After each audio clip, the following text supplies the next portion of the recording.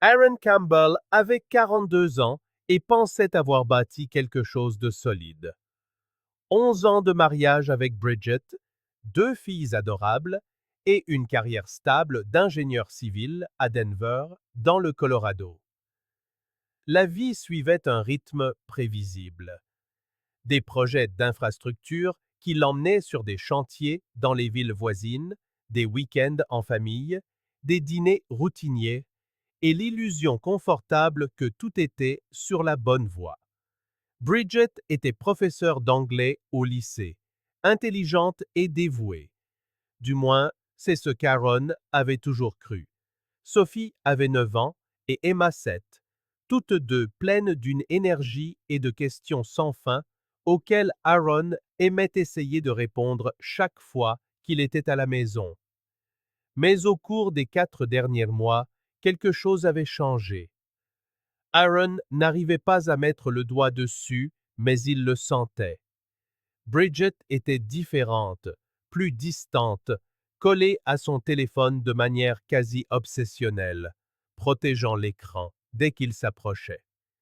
Elle riait à des blagues qu'il ne comprenait pas, chuchotait au téléphone tard le soir en prétendant que c'était pour des trucs de l'école, et avait commencé à organiser des week-ends complexes pour les moments où Aaron devait voyager pour le travail. Quand il l'interrogeait sur ses plans, elle répondait vaguement. Je sors juste avec les filles, ou je vais faire quelques trucs pour moi. Aaron tentait d'ignorer le malaise grandissant dans sa poitrine. Peut-être était-ce de la paranoïa. Peut-être avait-il trop voyagé, était trop souvent absent, et Bridget se construisait simplement sa propre routine. Il s'en persuada jusqu'à ce vendredi d'octobre. Aaron était à Grand Junction pour superviser la construction d'un pont lorsqu'il apprit que le calendrier avait été avancé et que l'inspection finale était reportée à la semaine suivante. Il appela Bridget, excité de partager la nouvelle et de proposer d'aller chercher les filles plus tôt à l'école pour dîner dehors, mais elle ne répondit pas. Il envoya un texto. Je rentre aujourd'hui. On va chercher les filles ensemble? Sa réponse arriva 20 minutes plus tard. Pas la peine, j'ai déjà des plans. On se voit à la maison plus tard. Quelque chose dans le ton sec du message dérangea Aaron. Il prit la route pour Denver avec 3 heures d'avance, arrivant en ville en milieu d'après-midi. Au lieu de rentrer directement, il décida de faire la surprise à Sophie et Emma en allant les chercher à l'école. Elles adoraient quand il débarquait à l'improviste. Il se gara sur le parking des parents, près de la sortie des élèves, et attendit, consultant ses emails sur son téléphone. C'est là qu'il la vit. De l'autre côté du parking, presque contre la clôture séparant la zone des professeurs, se trouvait la Subaru bleue de Bridget. Et elle n'était pas seule. Un homme était assis sur le siège passager, penché vers elle, riant. Ils étaient trop proches, trop intimes. Aaron plissa les yeux et reconnut le visage. Ian Novak, le professeur d'éducation physique de l'école. Aaron le connaissait vaguement des événements scolaires. Un type dans la mi-trentaine, toujours souriant et populaire auprès des élèves comme des parents. Mais ce qu'Aaron voyait maintenant n'avait rien de décontracté ni de professionnel. Bridget toucha le bras d'Ian, inclinant la tête d'une manière qu'Aaron connaissait bien. C'était ainsi qu'elle le regardait, lui, des années auparavant. Ian lui tint la main un instant avant de sortir de la voiture. Ils échangèrent un regard complice, puis Ian se dirigea vers le gymnase pendant que Bridget rajustait ses cheveux dans le rétroviseur, souriant pour elle-même. L'estomac d'Aaron se noua. Ce n'était pas de la paranoïa, ce n'était pas des plans innocents. Quelque chose se passait, quelque chose qu'il devait confirmer avant de tout faire exploser. Il ravala sa colère, prit une profonde inspiration et sortit de sa voiture pour récupérer ses filles comme si de rien n'était. Sophie et Emma coururent vers lui en criant « Papa !» et Aaron les serra fort dans ses bras, s'accrochant à ce moment de pureté, tandis que son esprit tournait à plein régime. Il ramena les filles à la maison, joua avec elles dans le salon, aida Emma avec ses devoirs de mathématiques. Mais chaque seconde, il sentait le poids grandissant d'une trahison non confirmée. Quand Bridget rentra à 6 heures ce soir-là, elle était joyeuse et insouciante.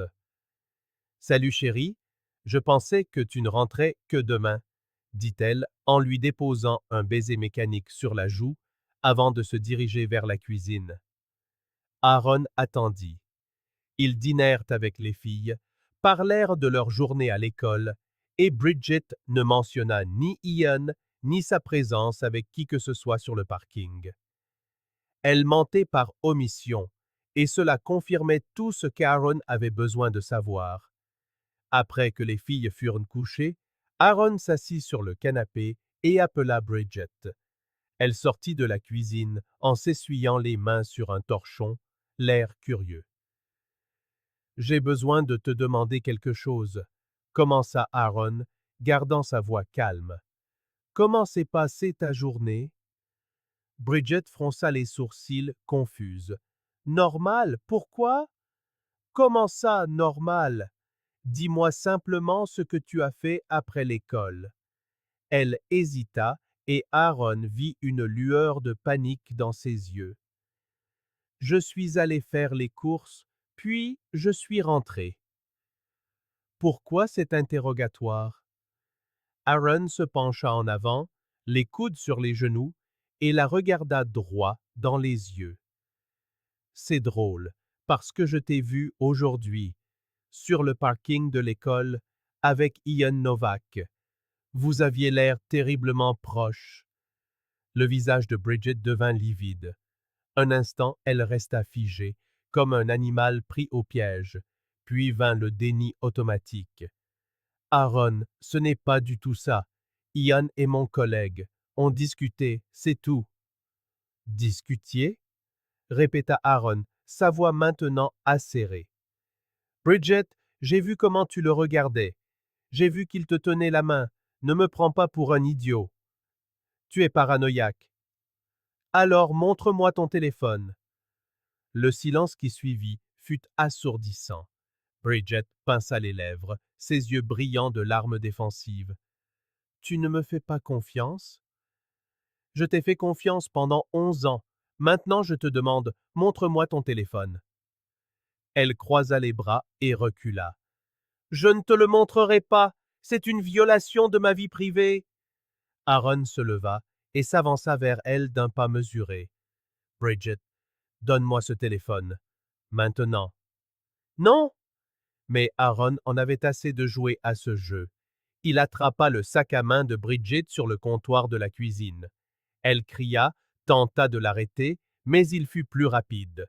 Il trouva le téléphone et, alors même qu'elle essayait de le lui arracher des mains, il tapa le code qu'il connaissait par cœur, 0916, la date de naissance des filles.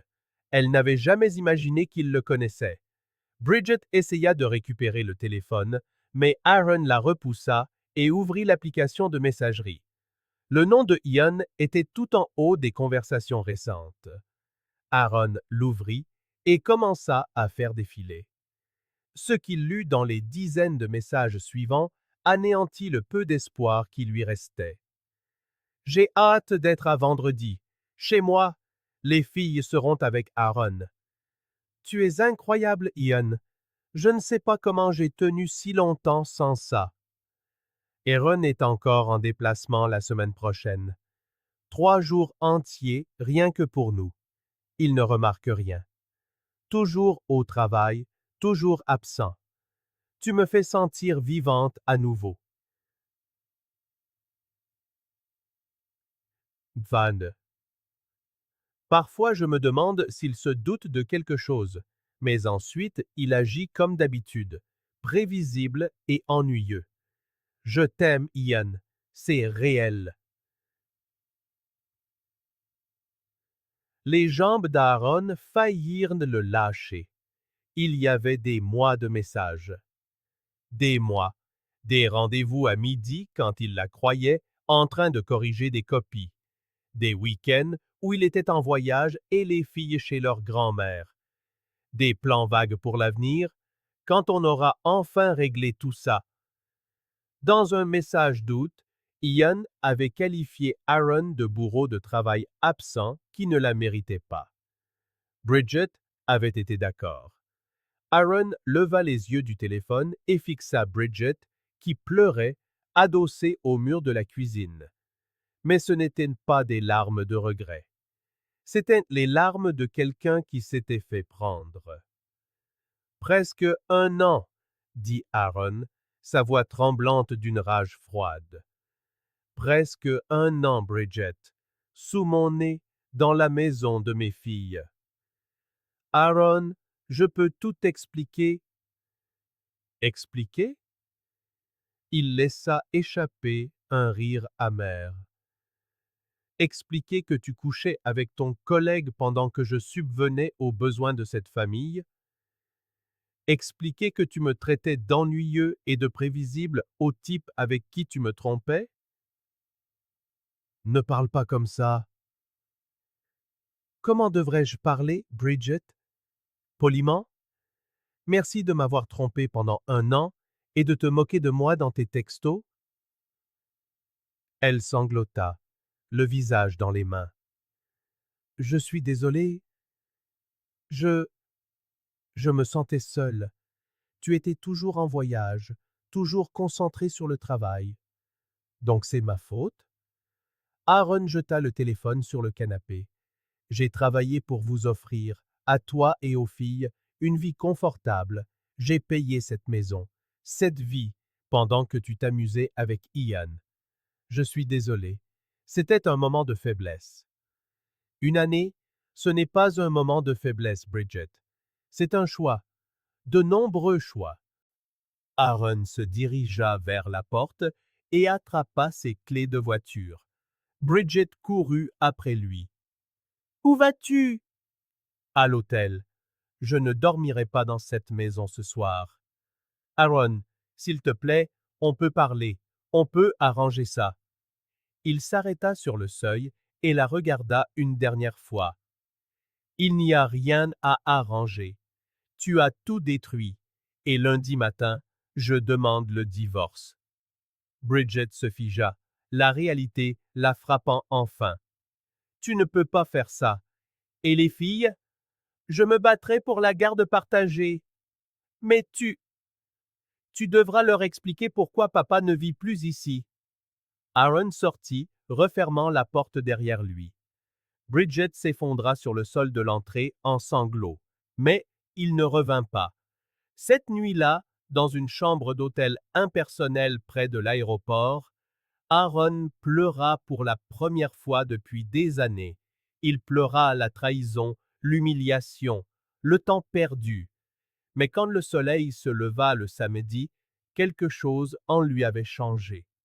La tristesse commençait à se transformer en détermination. Il ne serait pas la victime de cette histoire. Il ne laisserait pas Bridget et Ian gagner. Lundi, Aaron engagea l'un des avocats spécialisés en divorce les plus réputés de Denver. Il présenta les captures d'écran des messages, l'historique de la liaison, et l'avocat lui assura qu'il avait un dossier solide. Le Colorado était un État où le divorce sans faute était la norme, mais l'infidélité influençait toujours les décisions concernant la garde et la division des biens, surtout avec des preuves aussi claires. Bridget appela des dizaines de fois au cours des jours suivants, envoyant des messages désespérés pour implorer son pardon. Mais Aaron bloqua son numéro et ne communiqua plus que par l'intermédiaire de leurs avocats. Dans les mois qui suivirent, Bridget et Ian officialisèrent leur relation. Elle emménagea dans son appartement, un petit espace exigu comparé à la maison spacieuse qu'elle avait perdue. Les réseaux sociaux de Bridget se remplirent de photos au bonheur forcé, comme pour prouver au monde qu'elle avait fait le bon choix. Mais quiconque y prêtait attention pouvait voir la tristesse derrière les sourires. Aaron, de son côté, se concentra sur lui-même. Il s'inscrivit à une salle de sport, commença à courir chaque matin avant le travail et pour la première fois depuis des années, prit soin de sa santé mentale en commençant une thérapie. La douleur de la trahison ne s'est pas évanouie du jour au lendemain, mais Aaron apprit à la canaliser de manière productive. Il se plongea dans son travail, dirigeant un projet d'élargissement d'autoroute qui valut à son entreprise une reconnaissance notable. Son patron, impressionné par le dévouement et la résilience d'Aaron durant l'une des périodes les plus difficiles de sa vie, lui offrit une promotion au poste de chef de projet principal. Aaron accepta. La garde des filles fut partagée. Une semaine avec Aaron, la suivante avec Bridget. Sophie et Emma ressentaient de la séparation, mais Aaron fit tout son possible pour qu'elles sachent qu'elles étaient aimées. Il ne parla jamais en mal de Bridget devant elle, même quand il avait envie de hurler. C'est au cours du 4e mois après la séparation qu'Aaron rencontra Catherine Hayes. Un ami commun, inquiet de le voir seul, organisa un dîner décontracté et y invita Catherine, une architecte de talent qui reconstruisait également sa vie après un divorce. Elle avait 35 ans, une fille de 8 ans nommée Lily, et possédait une énergie contagieuse qu'Aaron ne s'attendait pas à trouver si tôt. Ils parlèrent pendant des heures ce premier soir, se découvrant des liens inattendus. Tous deux aimaient la randonnée dans les Rocheuses. Tous deux avaient survécu à des mariages implosés. Et tous deux se concentraient sur la reconstruction de leur vie pour leurs enfants. Catherine était différente de toutes les femmes qu'Aaron avait connues. Directe, ambitieuse, drôle et sans peur d'être vulnérable. Lors de leur rendez-vous suivant, Aaron ressentit quelque chose qu'il n'avait pas ressenti depuis des années. L'espoir. Catherine le faisait rire. Elle l'écoutait sans jugement. Et quand il lui parla de Bridget et Ian, Catherine lui prit la main et dit « Tu méritais mieux et tu trouveras mieux. » Avec le temps, Aaron et Catherine devinrent inséparables. Leurs filles s'entendaient bien et soudain, la vie d'Aaron, qui avait semblé brisée quelques mois plus tôt, commença à s'épanouir d'une manière qu'il n'aurait jamais imaginée. Il était plus heureux, en meilleure santé, plus confiant. La douleur de la trahison existait toujours, mais elle ne le définissait plus. Pendant ce temps, Bridget commençait à réaliser son erreur. Ian, qui avait semblé si excitant et passionné pendant leur liaison, se révéla être superficiel et immature dans la vie de tous les jours. Il se plaignait des filles quand elles venaient, s'agaçait des responsabilités maternelles de Bridget et passait plus de temps à la salle de sport ou avec ses amis qu'avec elle. Les textos romantiques avaient laissé place à des disputes sur les factures, l'espace et les attentes non satisfaites. Bridget voyait Aaron lors des échanges de garde et remarquait sa transformation. Il était plus mince, plus dessiné, plus sûr de lui. Et lorsque, 6 mois après la séparation, elle le vit pour la première fois avec Catherine en venant chercher les filles, Bridget ressentit une vive pointe d'envie. Catherine était tout ce que Bridget n'était pas. Stable, accomplie, sincèrement heureuse. Et Aaron regardait Catherine comme il la regardait, elle, des années auparavant, avant que tout ne s'effondre. Bridget commença à tout remettre en question. Contre quoi Avait-elle échangé un mariage stable, un homme dévoué, un avenir sûr, un frisson, pour se sentir désirée? Ian était maintenant distant et désintéressé, et Bridget comprit qu'il ne l'avait jamais vraiment aimée. Il n'avait aimé que l'idée d'une liaison interdite, pas la réalité d'une relation sérieuse avec des responsabilités. Le jour de l'audience finale du divorce arriva par un froid matin de février.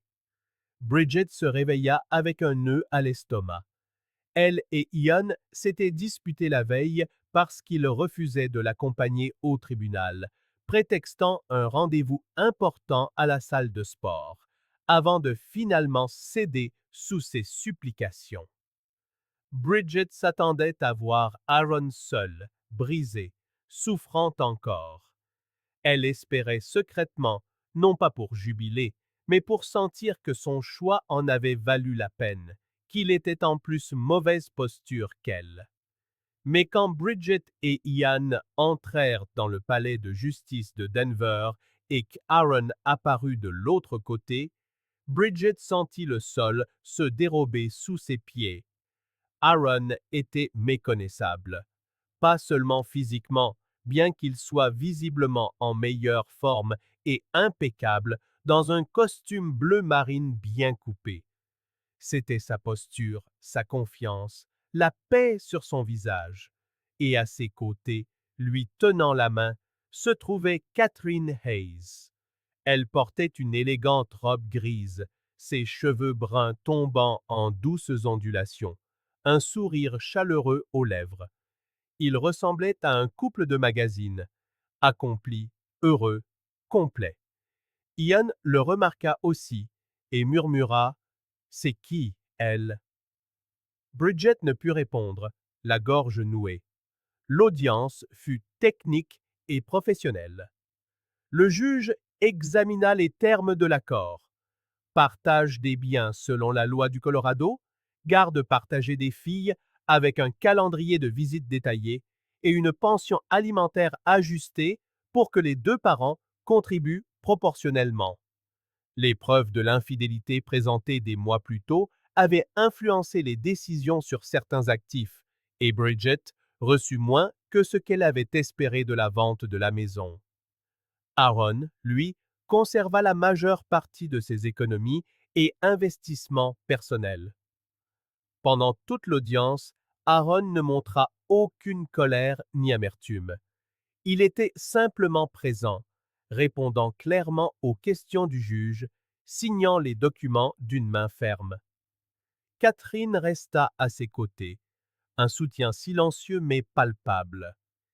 Ian, pendant ce temps, consultait discrètement son téléphone, visiblement ennuyé. Quand le juge frappa enfin de son marteau et prononça le divorce, Bridget ressentit une vague d'émotions contradictoires. Soulagement, tristesse et une envie corrosive qu'elle ne pouvait contrôler. Elle regarda Aaron et Catherine discuter à voix basse, vit Catherine lui serrer tendrement la main et lui murmurer quelque chose qui le fit sourire. Ce sourire, Bridget n'avait pas vu Aaron sourire ainsi depuis des années. Peut-être ne l'avait-elle jamais vu. Alors que les gens commençaient à quitter la salle, Bridget s'approcha d'Aaron dans le couloir, les yeux pleins de larmes. Aaron, attends. Il s'arrêta et se tourna vers elle.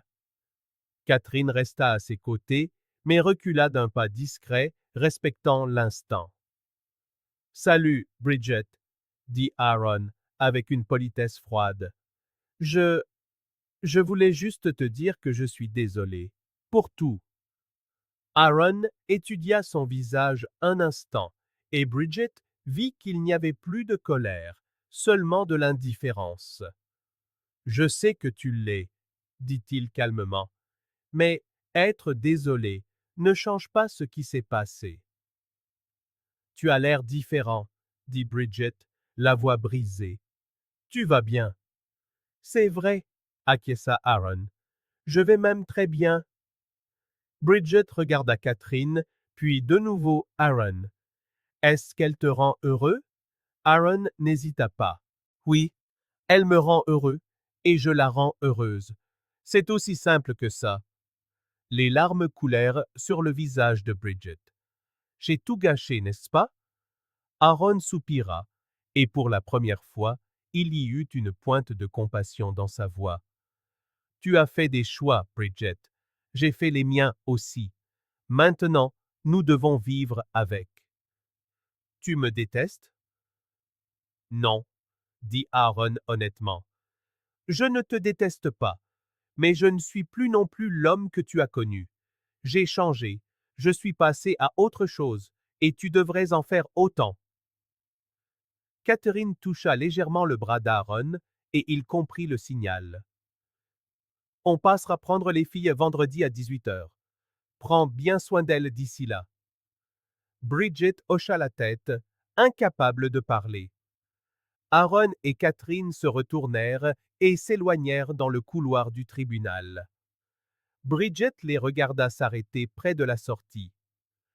Catherine se pencha et embrassa tendrement Aaron, un geste d'affection sincère, et il lui rendit son baiser, souriant contre ses lèvres.